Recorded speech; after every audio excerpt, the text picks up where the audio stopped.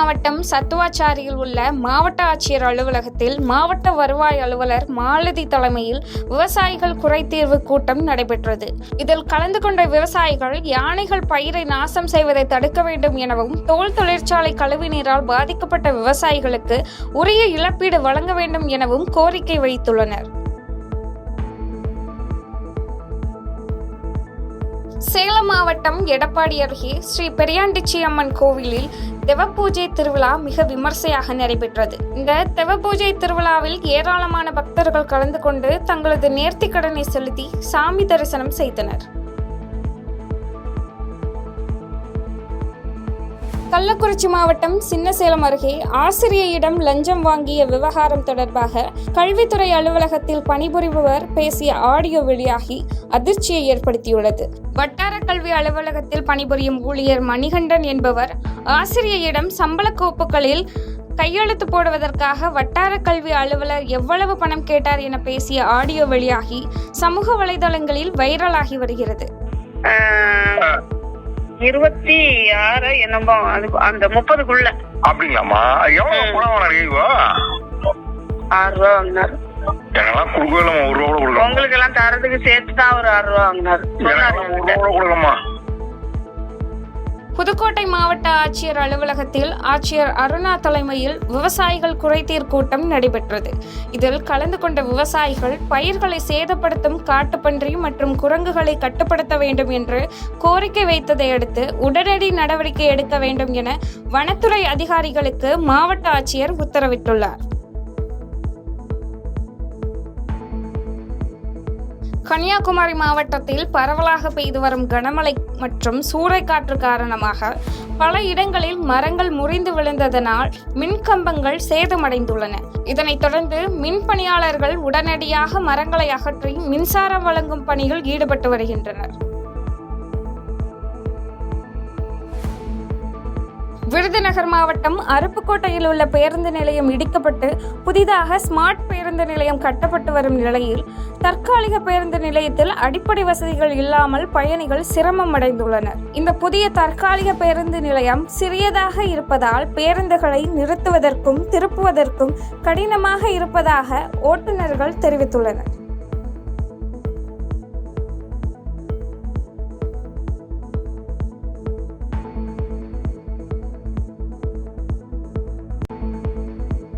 திருப்பத்தூர் மாவட்டம் ஆம்பூர் அருகே தெருவில் விளையாடி கொண்டிருந்த 5 குழந்தைகள் மற்றும் கோழிகளை தெருநாய் கடித்துள்ள சம்பவம் அப்பகுதி மக்களிடையே அதிர்ச்சியை ஏற்படுத்தியுள்ளது. இதனைத் தொடர்ந்து தெருநாய் கடித்து படுகாயமடைந்த குழந்தைகளை ஆம்பூர் அரசு மருத்துவமனையில் சிகிச்சைக்காக அனுமதித்த நிலையில் தெருநாய்களை கட்டுப்படுத்த உரிய நடவடிக்கை எடுக்க வேண்டும் என நகராட்சி அதிகாரிகளிடம் அப்பகுதி மக்கள் கோரிக்கை விடுத்துள்ளனர்.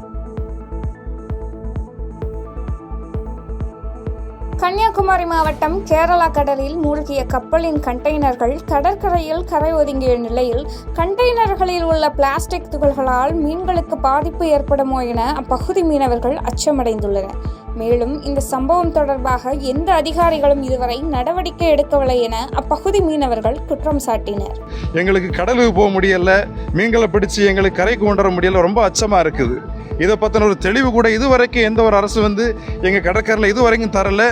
நேற்றுலேருந்து இன்னை வரைக்கும் ஃபுல்லாக கரைக்கடலில் ஏறிக்கிட்டே இருக்குது, நேராளமான ரசாயன பொருட்கள் ஏறிக்கிட்டே இருக்குது. ரொம்ப அச்சமாக இருக்குது, கடலுக்கு போக முடியல. இதுக்கான ஒரு நிவாரணத்தை எங்களுக்கு நீங்கள் தரணும், இதற்கான ஒரு பதிலை எங்களுக்கு நீங்கள் தரணும், இதுக்கான ஒரு நஷ்ட ஈடை எங்களுக்கு தரணும், எங்களுடைய மக்களுடைய வாழ்வாதாரத்தை நீங்கள் பாதுகாக்கணும்.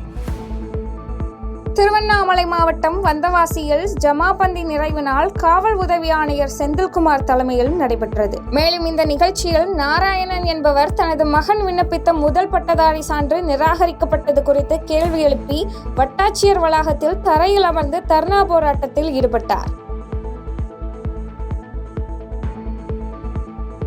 வேலூர் மாவட்டத்தில் காதலித்து ஏமாற்றிய காரணத்தினால் மகள் தற்கொலை செய்து கொண்ட சம்பவம் தொடர்பாக மாவட்ட காவல் கண்காணிப்பாளர் அலுவலகத்தில் தாய் புகார் அளித்துள்ளார். இதனைத் தொடர்ந்து புகாரின் பேரில் வழக்கு பதிவு செய்த பள்ளிக்கொண்டா காவல்துறையினர், மருத்துவக் குழு, வருவாய்த்துறை உள்ளிட்டோர் முன்னிலையில் 24 நாட்களுக்கு பிறகு உடலை தோண்டி பிரேத பரிசோதனை செய்து விசாரணை மேற்கொண்டு வருகின்றனர்.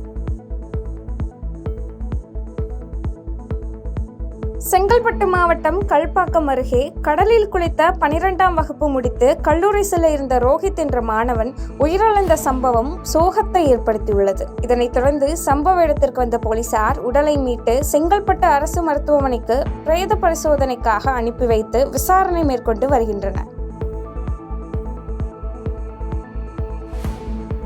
சென்னையில் நடைபெற்ற ஊதிய ஒப்பந்தம் பேச்சுவார்த்தையை அண்ணா தொழிற்சங்க கூட்டமைப்பை சார்ந்த 28 சங்கங்களும் புறக்கணித்துள்ளதாக செய்தியாளர்களிடம் பேசிய அண்ணா தொழிற்சங்க செயலாளர் கமலக்கண்ணன் தெரிவித்துள்ளார். மேலும் பேசிய அவர், தாங்கள் வைத்த 25% ஊதிய உயர்வில் 6% மட்டுமே கையெழுத்தாக இருந்ததால் நாங்கள் ஏற்கவில்லை எனவும், இந்த பேச்சுவார்த்தை வெறும் ஏமாற்று கண் துடைப்பு எனவும் குறிப்பிட்டுள்ளார். பேச்சுவார்த்தை என்பது எங்களை பொறுத்த வரைக்கும் இது ஒரு ஏமாற்று கண் துடைப்பு.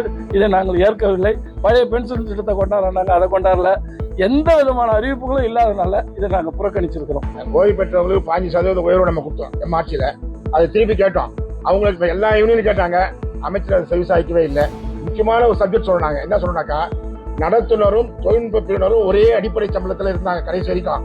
இப்ப திடீர்னு மாறி என்ன ஆச்சுனாக்கா, டெக்னிக்கல் தொழிலாளர் காட்டிலும் நடத்துனர்கள் சம்பளம் கம்மியா வாங்குறாங்க. அடிப்படை சம்பளம் டிரைவரும் கம்மியா வாங்குறாங்க. அதை சுட்டி காமிச்சோம். ஐயா, இது முக்கியமான விஷயம் பாருங்க. அதனால தொழில்நுட்ப பணியாளர் வாங்குற சம்பளத்தை நடத்துனர் கொடுங்க, இவங்க 2 பேர் வாங்குறது ஒரு இன்கிரிமெண்ட் கொடுத்து ஓட்டுநர் கொடுங்க அப்படின்னு சொல்லி கேட்டோம். அதுக்கு அமைச்சர் எந்த ஒரு பதிலும் சொல்லவில்லை. கோவை மாவட்டம் கரும்புக்கடை சாரமேடு பகுதியில் உள்ள கடையில் சில்லறை தருவதாக கூறி பணத்தை பெற்றுக்கொண்டு தப்பிச் சென்ற ஆசாமியின் சிசிடிவி காட்சிகள் வெளியாகி அதிர்ச்சியை ஏற்படுத்தியுள்ளது. இதனைத் தொடர்ந்து புகாரின் பேரில் வழக்கு பதிவு செய்த போலீசார் மர்ம நபர் குறித்து விசாரணை மேற்கொண்டு வருகின்றனர்.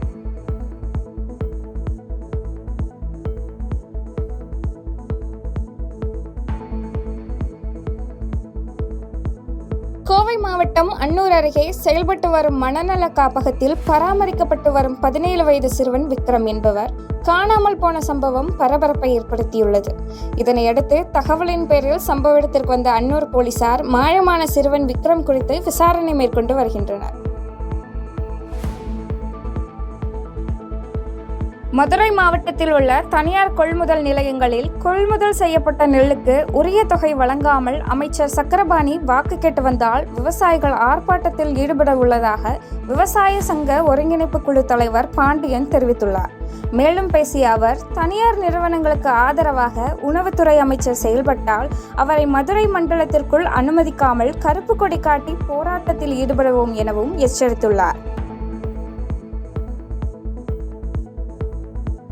நீலகிரி மாவட்டம் கோத்தகிரி சுற்றுப்பகுதிகளில் சமீப காலமாக சிறுத்தைகளின் நடமாட்டம் அதிகம் காணப்பட்டு வரும் நிலையில் சிறுத்தை ஒன்று நடமாடும் சிசிடிவி காட்சிகள் வெளியாகி அப்பகுதியில் அச்சத்தை ஏற்படுத்தியுள்ளது. இதனையடுத்து வனத்துறையினர் சிறுத்தையின் நடமாட்டத்தை கண்காணித்து பின்னர் கூண்டு வைத்து பிடித்து அடர்ந்த வனப்பகுதியில் விட வேண்டும் என அப்பகுதி மக்கள் கோரிக்கை வைத்துள்ளனர். நீலகிரி மாவட்டம் குன்னூர் அருகே உள்ள கோயிலில் இரவு நேரத்தில் கரடி ஒன்று நோட்டமிடும் சிசிடிவி காட்சிகள் வெளியாகி அப்பகுதி மக்களிடையே அச்சத்தை ஏற்படுத்தியுள்ளது. இதனையடுத்து சம்பந்தப்பட்ட வனத்துறையினர் ஊருக்குள் சுற்றித் திரியும் கரடியை அடர்ந்த வனப்பகுதிக்குள் விரட்ட வேண்டும் என்று அப்பகுதி மக்கள் கோரிக்கை விடுத்துள்ளனர். செய்திகளை உடனுக்குடன் தெரிந்து கொள்ள கீழ்கண்ட கேபிள் மற்றும் டிடிஹெச் நெட்வொர்க்குகளில் எம்நாடு செய்தி தொலைக்காட்சியை காணுங்கள். பாதகம் செய்பவரை கண்டால் நாம் பயம் கொள்ளலாகாது பாப்பா. மோதி மிதித்து விடு பாப்பா, அவர் முகத்தில் உமிழ்ந்து விடு பாப்பா.